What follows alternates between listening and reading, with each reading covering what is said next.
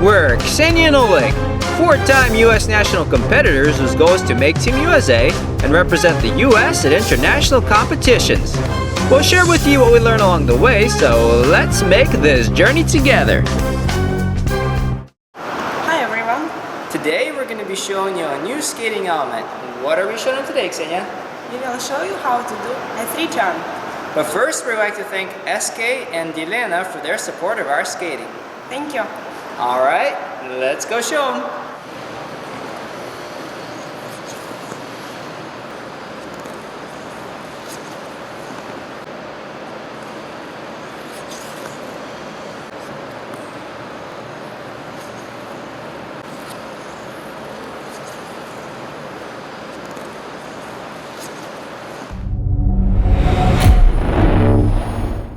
Three turns are the most common one-foot turn. As such, it is very important to have good 3 turns. When done properly, 3 turns will help you to gain speed. This pressure meter shows you where the maximum pressure is located. Press and bend your knee and ankle before you stroke into the 3 turn. Skate the entry edge on an edge and through your heel. Rise to turn on the ball of the foot, then press into your heel after you turn. Here we see how the pressure is spread out in the turn. Notice that the pressure is least leading right into the turn, through right out of the turn.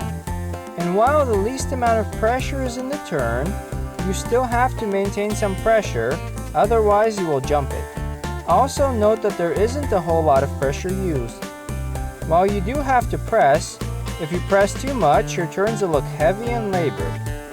A common mistake is to skate into the 3 turn through the same shoulder as the skating foot. You should avoid skating through your shoulders, instead skate through your hips. When you skate into the 3 turn, the shoulder of your free foot should be in front. As you rise to turn, you check the shoulder of your free foot back. Keep checking it back as you exit the turn. As you rise to turn, you have to check your free hip back as well. Just as with the free shoulder, you also keep checking it back.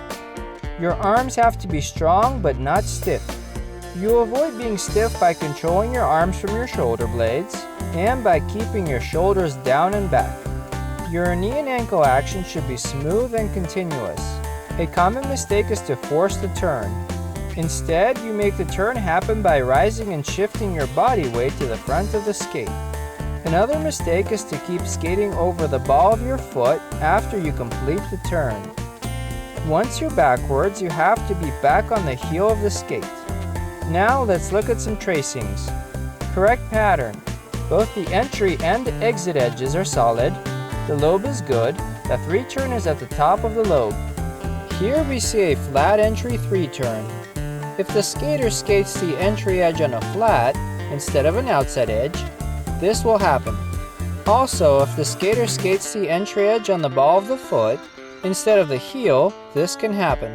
Note that where you place the 3 turn on your lobe will vary depending on your next step. Here's an example of a common transition. A forward outside 3 turn followed by a backward crossover. Note that the 3 turn is no longer at the top, but still has a solid entry edge.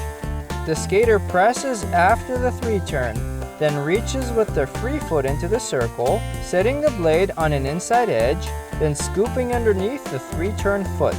Changing the scooping foot to an outside edge for the understroke to complete the backward crossover. Here we see a flat entry and exit edge. Remember to skate on edges and lobes. Normally, if you make your entry edge that flat, you will end up forcing the turn, which will result in a skid. Here we see another common mistake. The toe picks scrape the ice, leaving behind a telltale scratch. This happens if you get up too far on the ball of your foot, also if you're forcing the turn. Here we see a 3 turn that was jumped. This happens if the skater applies too much pressure into the press and rises too abruptly. Always remember to listen to the sound your skates are making. A good sound will be the carving of the ice from your edges and presses as you skate in and out of your turn. A bad sound will be the sharp scraping of the ice with your toe picks.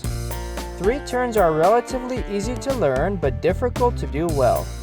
Like anything else you want to do well, they require consistent and persistent practice. Hey everyone! We really hope you enjoyed the video. If you did, hit the like button and click on the subscribe to subscribe for more videos. Alright, see you next time!